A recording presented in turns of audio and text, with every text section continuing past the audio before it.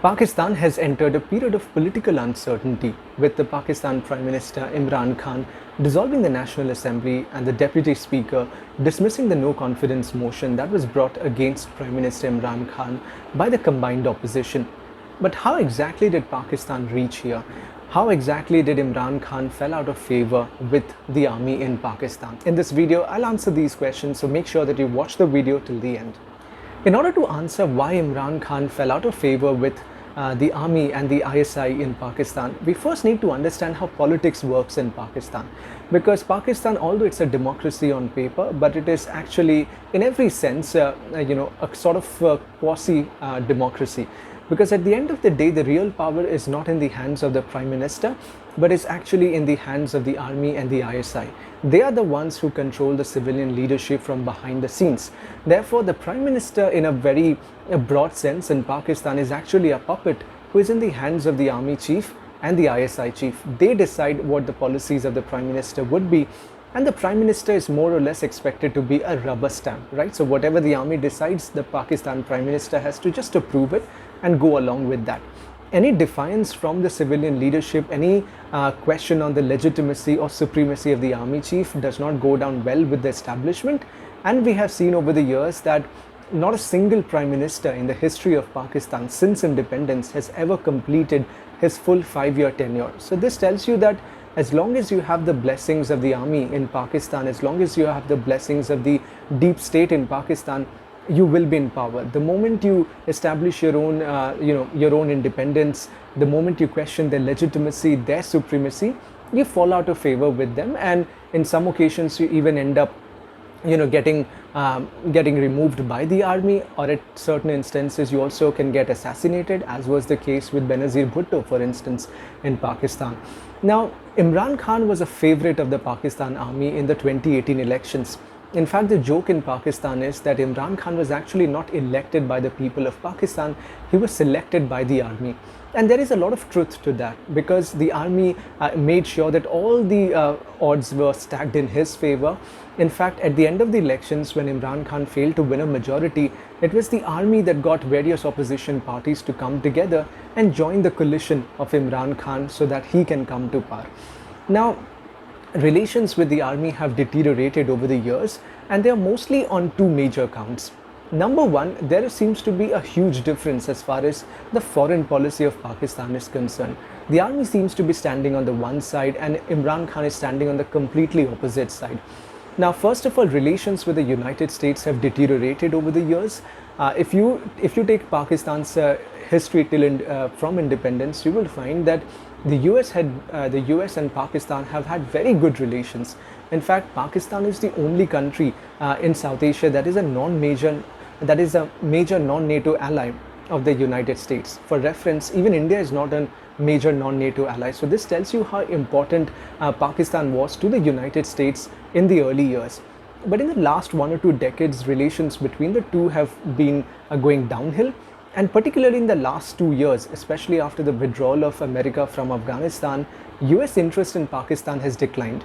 Plus, US and India have come closer, and the pressure on the US from India, to pressurize Pakistan on terrorism, to push Pakistan to stop exporting terror to India, that has grown louder over the years. Now, ever since his election in 2020, President Joe Biden is yet to call up Imran Khan, let alone meet him in person. And the army craves for American indulgence in Pakistan, right? The army craves for that importance, that significance it received from America in the initial years, especially when America was focused on the war in Afghanistan, for instance. But in recent years, we have seen that Imran Khan has grown closer to China and, in fact, even Russia, and both are adversaries of the United States. So this is one point of difference between the army and the Pakistan Prime Minister Imran Khan. In fact, in his national address, Imran Khan very recently, in the televised speech to his countrymen, he repeatedly blamed, he repeatedly ratcheted up that there is a foreign conspiracy, that there is a country which wants to effect a regime change in Pakistan. He even took America's name, and that tells you that that his policies over the last couple of years have been highly anti-American in a sense, and the army does not like this.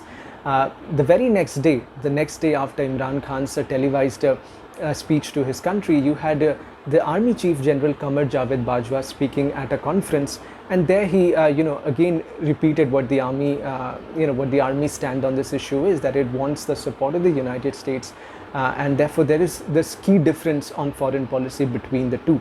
Now, it is usually expected that whatever the army decides, whatever the army thinks is in favor of Pakistan, will simply be approved by the Prime Minister.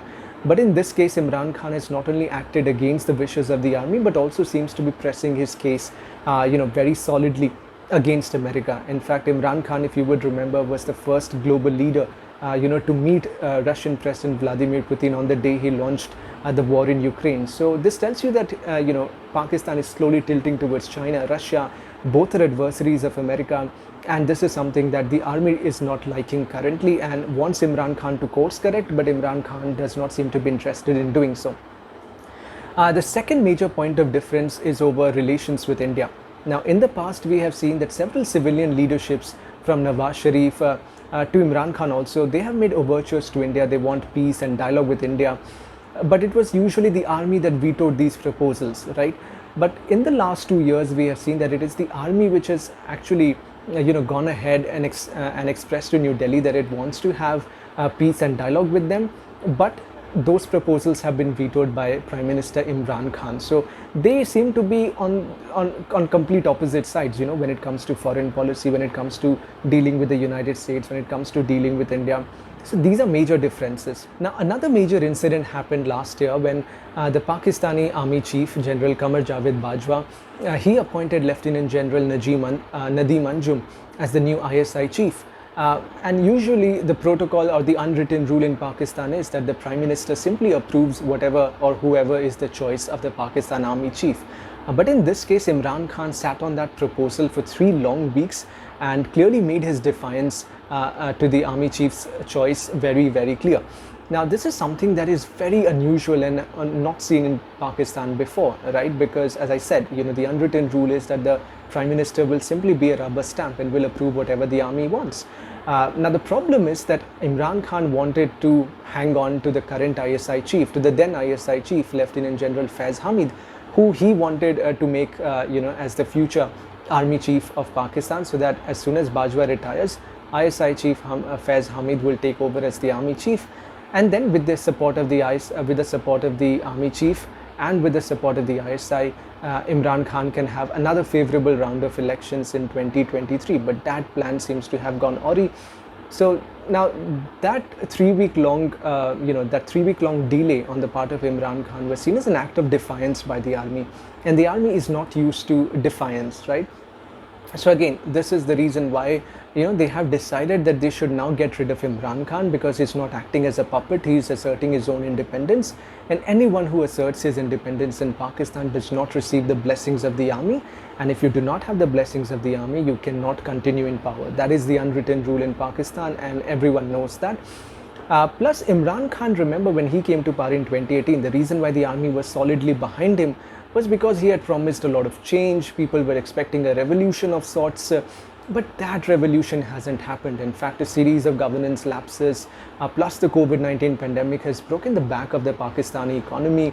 Pakistan has again, went around the world with a begging bowl, begging from Saudi Arabia, from China, from the IMF. So the same things have happened, and the army in Pakistan is very sensitive. It usually does not want to associate itself, with leaders who are unpopular or who have lost, popular support, and therefore Imran Khan is in every sense a liability for the Pakistan army now, because on the one hand he's asserting his independence, on the one hand, he's sticking to power, which is again very unusual. Whenever the army has wanted, it has removed leaders in the past, but Imran Khan seems to be someone who wants to hang on to power, and this is something that the army is really disturbed and concerned about. So they have decided that this is the time that we pull back our support to Imran Khan. This is the time we get rid of him. But as usual, Imran Khan is being a cricketer, he's playing till the last ball. Remember the no confidence motion against him, that has been dismissed. Now he's calling for early elections, so a lot can happen in the coming days, and we'll have to watch out for that. But these are mostly the reasons why Imran Khan fell out of favor with the army chief, with the ISI establishment, and now we don't know what will happen next. But remember, as far as India is concerned, a stable Pakistan, A relatively stable Pakistan is always in India's favor. An unstable Pakistan, is a serious threat to anyone, not just India, but to everyone. At the end of the day, it's a nuclear armed nation. Whatever happens next door affects us as well. So we'll have to see what happens in Pakistan. We'll have to keep an eye on that. But this is all that I have for you in this video. Thanks for watching.